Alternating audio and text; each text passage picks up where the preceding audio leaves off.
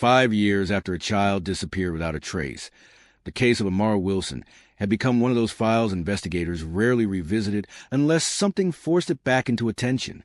It began as a high-priority missing child investigation, but gradually faded into an unresolved category with no active leads.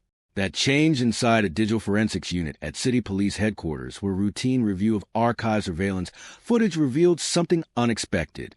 A detective was reviewing CCTV from a busy inner-city transport terminal collected for an unrelated case. The footage showed ordinary commuter movement until a specific frame was paused. A child stood near a ticket kiosk, partially turned away, surrounded by passing pedestrians. At first, it appeared insignificant, but when the image was enlarged and enhanced, the room went silent. A forensic analyst noticed a striking resemblance to Amara Wilson, who had vanished 5 years earlier outside her primary school. A facial comparison analysis was immediately launched, using age progression models and archive photographs. Initial results were inconclusive, but unusually close to the missing child's known features. In the original investigation, authorities had conducted extensive searches, including door-to-door canvassing, transport route analysis, CCTV reviews, and public appeals. Despite thousands of hours of footage and countless interviews, no confirmed trace of Amara was ever found. Over time, leads stopped coming, witness statements lost reliability, and the case was officially classified as unresolved due to insufficient evidence of abduction or escape. Her family endured years of uncertainty while investigators exhausted every available method, including improved facial recognition technology as it developed over time. Still, no match was ever identified. That changed when the new CCTV frames surfaced. Analysts compared facial structure, movement patterns, and posture with existing records. Some believed the resemblance was too strong to ignore, while others cautioned that age progression comparisons can produce false positives depending on lighting and angle. Despite disagreement, the case was officially reopened. Investigators expanded their review to all surveillance cameras surrounding the terminal. Movement was traced across multiple angles, revealing that the child exited the frame accompanied by an adult male whose face was partially obscured. Further enhancement showed deliberate movement through low surveillance zones, avoiding major camera coverage.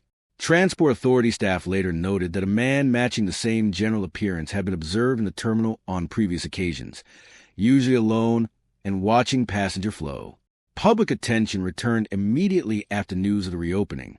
New tips flooded in from multiple regions, some claiming sightings of a similar child, others describing unrelated but confusingly similar cases. Investigators filtered each report carefully, but contradictions quickly emerged, making verification difficult. During this period, a forgotten witness statement from the original investigation resurfaced, describing a man near the school perimeter shortly before Amara's disappearance. It had been dismissed earlier due to lack of corroboration, but now aligned with the new CCTV findings. Digital forensic teams identified a recurring pattern tied to a prepaid transit card used irregularly over several years. The card appeared at transport hubs during low-traffic hours, suggesting intentional avoidance of detection. Although initially anonymous, deeper analysis revealed a consistent behavioral pattern linked to the same movement zones as the CCTV subject.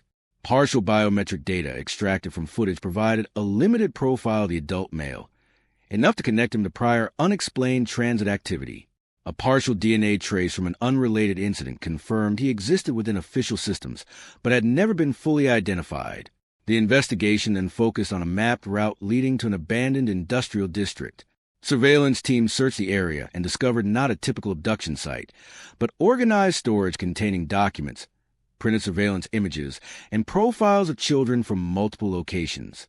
The materials indicated long-term observation rather than immediate confinement. Investigators shifted perspective as the adult male was identified not as a conventional trafficker, but as a former private contractor involved in informal missing person tracking and data collection. Further inquiry revealed that Amara's disappearance was tied to a custody-related legal conflict involving falsified documentation and administrative failure. During that process, her identity had been removed from accessible systems, effectively erasing her from official tracking databases. The CCTV sighting 5 years later was confirmed as real, but it reflected movement under a different legal identity rather than continuous physical disappearance. Authorities eventually located Amara in state care under a different registered identity, created through an unlawful guardianship transfer. She had been alive the entire time, unaware of the investigation surrounding her. The case shifted from presumed abduction to systemic failure involving documentation abuse and oversight breakdowns. However, unresolved elements remained. Forensic review showed that the contractor linked to surveillance materials had not acted entirely independently. Certain approvals and data access permissions tied to Amara's records suggested institutional involvement that had not been fully explained. This raised concerns that multiple layers of system failure or deliberate manipulation may have contributed to her disappearance from official records. In the end, Amara Wilson was found alive, but the case exposed a deeper issue than a single missing child.